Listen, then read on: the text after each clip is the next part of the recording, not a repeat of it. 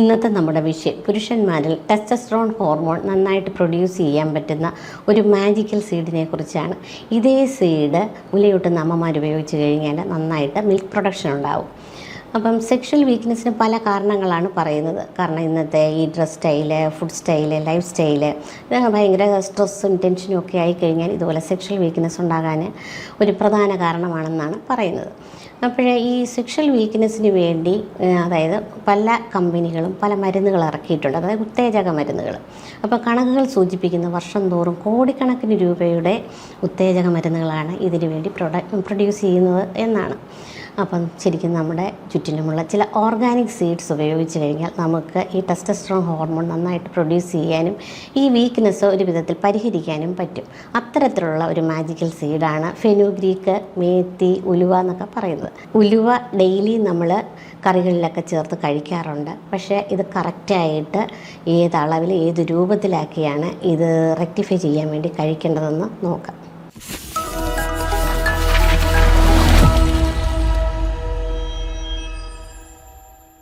Healthy ബഡ്സിലേക്ക് എല്ലാവർക്കും സ്വാഗതം. ഞാൻ ഡോക്ടർ കല. അപ്പം നമ്മൾ മാജിക്കൽ സീഡായ ഫെനുഗ്രീക്കിനെ കുറിച്ചാണ് പറയുന്നത്. അപ്പോൾ ഇതിൻ്റെ സയൻറ്റിഫിക് നെയിം ട്രിഗോണല്ല ഫിനം ഗ്രീക്കം എന്നാണ്. ഇതിൻ്റെ നേറ്റീവ് പ്ലേസ് മെഡിറ്ററേനിയൻ റീജിയണ്, അതുപോലെ സതേൺ യൂറോപ്പ്, വെസ്റ്റേൺ ഏഷ്യ ആയിട്ടാണ് കണക്കാക്കപ്പെടുന്നത്. ഇപ്പോൾ ഇന്ത്യയിൽ പല സ്ഥലത്തും ഇത് കൃഷി ചെയ്യപ്പെടുന്നുണ്ട്. അപ്പോൾ ഇതിൻ്റെ ചെടി ഒരു മീറ്ററിൽ താഴെ വലിപ്പമുള്ള ഒരു ഹെർബാണ്. അതായത് 2-3 അടി ഉയരത്തിലാണ് ഇത് സാധാരണ വളരുന്നത്. ഇതിന് ചെറിയ വെള്ള പൂക്കളും അതുപോലെ ഗോൾഡൻ സീഡ്സുമാണ്. അപ്പോൾ നമുക്കറിയാം ഉലുവ ഫ്രഷായിട്ട് നമ്മൾ വാങ്ങിച്ചു കഴിഞ്ഞാൽ ചെറിയ ഗോൾഡൻ കളറിലല്ലേ അതിരിക്കുന്നത്. അപ്പം അത്ര നല്ല ഭംഗിയുള്ള സീഡ്സാണ് അതിന്. അപ്പം നമ്മുടെ പുരാതന കാലം മുതൽക്ക് നമ്മുടെ പൂർവികർ ഇത് ഉപയോഗിച്ചിരുന്നു. അത് പല ട്രഡീഷണൽ മെഡിസിൻസും ഉണ്ടാക്കിയിരുന്നത് ഈ ഉലുവയിൽ നിന്നാണ്. അതുപോലെ തന്നെ ഇപ്പം നമ്മൾ പല സ്പൈസസിലും ഇത് ആഡ് ചെയ്യുന്നുണ്ട്. ഫുഡിലൊക്കെ ഫ്ലേവറിങ് ഏജൻറ്റായിട്ട് ഉപയോഗിക്കുന്നു. അതുപോലെ സോപ്പ്, ഷാമ്പു ഒക്കെ ഉണ്ടാക്കാനായിട്ട് ഉലുവ ഉപയോഗിക്കുന്നുണ്ട്. പിന്നെ നമ്മുടെ നാട്ടിൽ ഇപ്പോൾ പല കാര്യത്തിലും, അതായത് നമ്മുടെ മുടി നന്നായിട്ട് വളരുന്ന ഇത് പല രൂപത്തിലും പാക്കാക്കിയൊക്കെ ഉപയോഗിക്കുന്നുണ്ട്. തലയ്ക്ക് തണുപ്പ് കിട്ടാൻ ഉപയോഗിക്കുന്നുണ്ട്. പിന്നെ ആരോഗ്യത്തിന് വേണ്ടി നമ്മൾ ഉലുവ കഞ്ഞി വെച്ച് ഉപയോഗിക്കുന്നുണ്ട്. അങ്ങനെ പല രൂപത്തിൽ ഇപ്പോൾ ഇത് ഉപയോഗിക്കുന്നുണ്ട്. നമുക്ക് 1 ടേബിൾ സ്പൂൺ, അതായത് 11 ഗ്രാം ഉലുവയിൽ എന്തൊക്കെയാണ് ന്യൂട്രീഷണൽ ഫാറ്റ്സ് അടങ്ങിയിട്ടുള്ളതെന്ന് നോക്കാം. നമുക്കതിൽ നിന്ന് 36 കലോറി ഊർജ്ജം കിട്ടും. അതുപോലെ തന്നെ കൊളസ്ട്രോൾ 0ആണ്. സോഡിയം, പൊട്ടാസ്യം, അതുപോലെ തന്നെ കാർബോഹൈഡ്രേറ്റ് ഏകദേശം 6.48 ഗ്രാമാണുള്ളത്.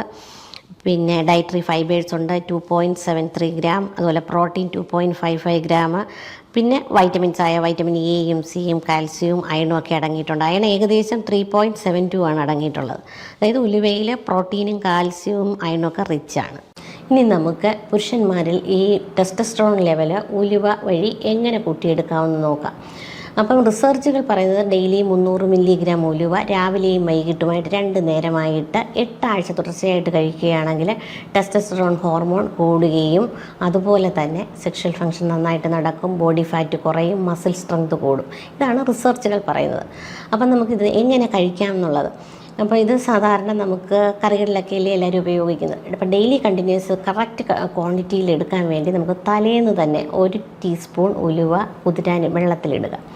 അതിനുശേഷം രാവിലെ ഈ ഉലുവയുടെ വെള്ളം ഊറ്റിയെടുത്ത ശേഷം അതിൻ്റെ കൂടെ ബാക്കി വെള്ളം കൂടെ മിക്സ് ചെയ്ത് 1 ഗ്ലാസ് ആക്കി, പ്ലെയിൻ വാട്ടർ മതി, മിക്സ് ചെയ്ത ശേഷം നന്നായിട്ട് രാവിലെ എംപ്റ്റി സ്റ്റൊമക്കിൽ കുടിക്കുക. അപ്പോൾ ഇതേപോലെ തന്നെ വൈകിട്ടും റിപ്പീറ്റ് ചെയ്യുക. അളവ് പ്രത്യേകം ശ്രദ്ധിക്കുക. 1 ടീസ്പൂൺ ഉലുവയാണ് ക്വാണ്ടിറ്റി പറയുന്നത്. അപ്പോൾ ഇതേ അളവിൽ വൈകിട്ട് ഉപയോഗിക്കുക. നമുക്ക് ഈ വെള്ളം ഊറ്റിയെടുത്ത ശേഷം ബാക്കി ആ കുതിർന്നിരിക്കുന്ന ഉലുവ നമുക്ക് 11 മണിക്ക് സാലഡ്സിൻ്റെ കൂടെ ഉപയോഗിക്കാവുന്നതാണ്. അപ്പോൾ ഇതൊരു മാർഗ്ഗം. ഇനി ഈ ഉലുവ കഴിക്കാനുള്ള മറ്റൊരു മെത്തേഡാണ്, ഇത് നന്നായിട്ട് വാഷ് ചെയ്ത് ഉണക്കിയ ശേഷം ചെറുതായിട്ട് റോസ്റ്റ് ചെയ്ത് ഫൈൻ പൗഡറാക്കി വയ്ക്കുക. ഇതിൽ നിന്ന് 1 ടീസ്പൂൺ എടുത്ത് കോഫി ഉണ്ടാക്കി കുടിക്കുക. അതായത് കോഫി പൗഡർ, കരിപ്പെട്ടി, ഏലക്ക ഇതെല്ലാം കൂടെ ചേർത്ത് കോഫി ഉണ്ടാക്കി രാവിലെയും വൈകുന്നേരവും ഉപയോഗിക്കുക. പിന്നെ മറ്റൊരു മെത്തേഡാണ് നമ്മൾ കഞ്ഞി വെച്ച് കുടിക്കുക. അതായത് നമ്മൾ ഒന്നിടവിട്ട ദിവസമാണ് അത് കഴിക്കേണ്ടത്. കാരണം 1 ടേബിൾ സ്പൂണ് വെച്ച് ഉലുവയെടുത്ത് നന്നായിട്ട് കുതിർത്ത് അത് കഞ്ഞി രൂപത്തിലാക്കിയിട്ട് അതിലേക്ക് തേങ്ങാപ്പാലും ഒക്കെ ചേർത്ത് ഉപ്പ് ഉപയോഗിക്കുന്നവരാണെങ്കിൽ അതും കൂടെ ചേർത്ത് കഞ്ഞി പോലെ വെച്ച് കുടിക്കുക. അപ്പോൾ അത് 1 ടേബിൾ സ്പൂൺ അളവായതുകൊണ്ട് ഒന്നിടവിട്ട ദിവസം മാത്രം ഉപയോഗിക്കാൻ നോക്കുക.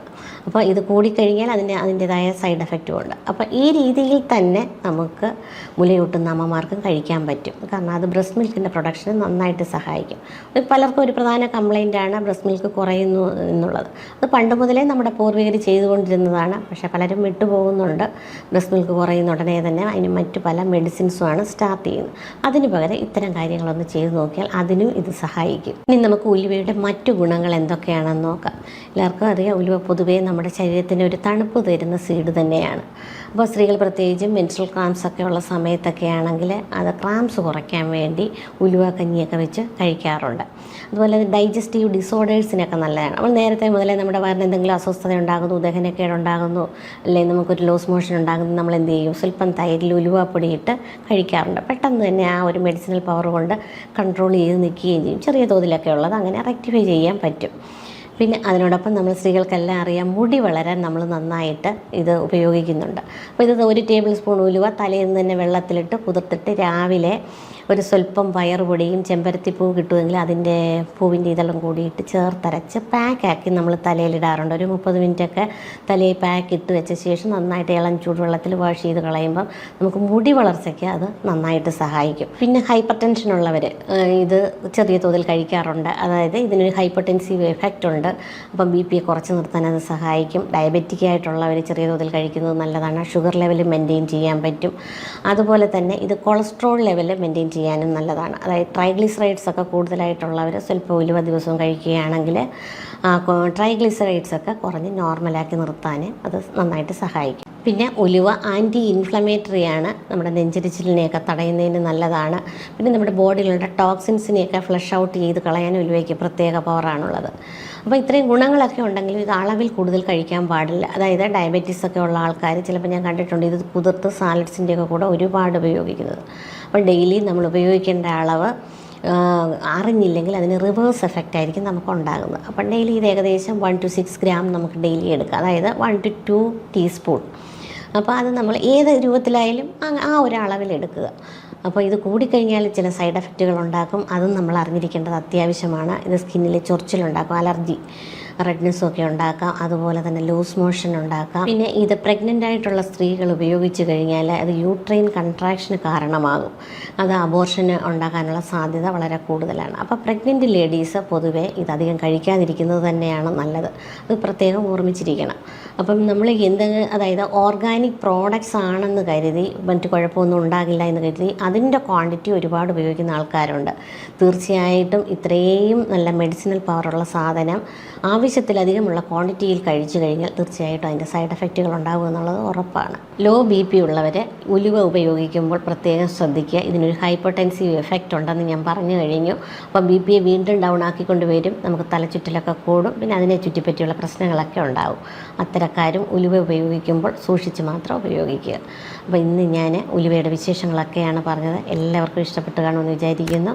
വിലയേറിയ അഭിപ്രായങ്ങൾ കമൻറ്റ് ബോക്സിൽ ഇടണം. വീണ്ടും കാണാം മറ്റൊരു വിഷയവുമായി നെക്സ്റ്റ് വ്ലോഗിൽ.